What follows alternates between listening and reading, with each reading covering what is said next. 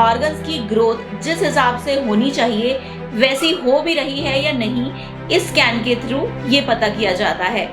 इसके अलावा यूट्रस में ब्लड फ्लो अच्छे से हो रहा है या नहीं हो रहा है, इसका आइडिया भी इसी स्कैन के जरिए चलता है। इस स्कैन के थ्रू डॉक्टर ये मेजर करते हैं कि अगर बच्चे में कोई एब्नॉर्मेलिटी है तो जन्म के बाद उसे क्या क्या डिफिकल्टीज हो सकती हैं। इससे बचने के लिए प्रेगनेंसी में क्या क्या प्रिवेंटिव मेजर्स किए जा सकते हैं और उसका ट्रीटमेंट कैसे करना है। अनोमली स्कैन क्या होता है और ये क्यों करवाया जाता है, इस स्कैन के जरिए क्या फाइंड आउट किया जाता है, आज हम इसी अनोमली स्कैन के बारे में बात करेंगे।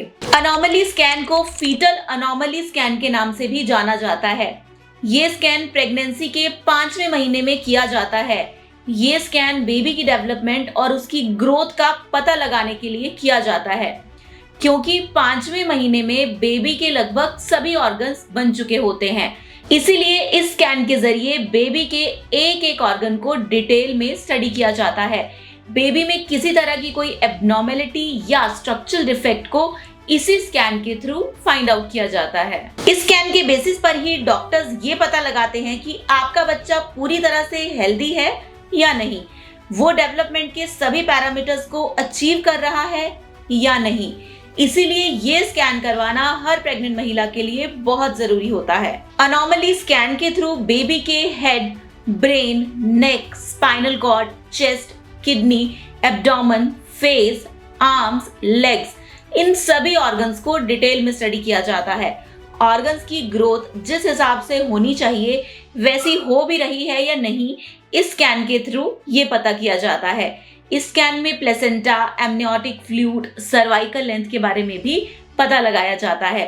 बेबी में डाउन सिंड्रोम होने की पॉसिबिलिटी कितनी है, इसका पता भी इस स्कैन के जरिए चलता है। इसके अलावा यूट्रस में ब्लड फ्लो अच्छे से हो रहा है या नहीं हो रहा है, इसका आइडिया भी इसी स्कैन के जरिए चलता है। इस स्कैन के थ्रू डॉक्टर ये मेजर करते हैं कि अगर बच्चे में कोई एब्नॉर्मेलिटी है तो जन्म के बाद उसे क्या क्या डिफिकल्टीज हो सकती हैं। इससे बचने के लिए प्रेगनेंसी में क्या क्या प्रिवेंटिव मेजर्स किए जा सकते हैं और उसका ट्रीटमेंट कैसे करना है। इसके अलावा बच्चे की हार्ट की भी डिटेल स्टडी इसी स्कैन के जरिए की जाती है।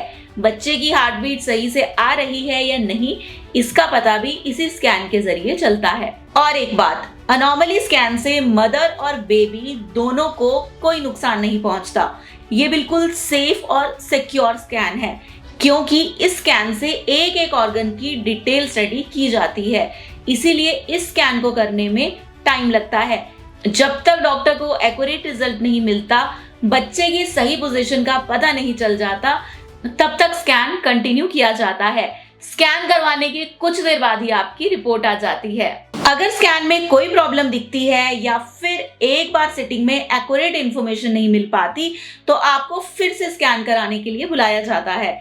एक बात और, अनोमली स्कैन कभी भी खाली पेट नहीं होता, इसीलिए अच्छे से ब्रेकफास्ट करके ही डॉक्टर के पास जाएं। ज्यादा जानकारी के लिए आप स्क्रीन पर दिए गए नंबर्स पर कॉल कर सकते हैं और हमारे डॉक्टर से बात कर सकते हैं।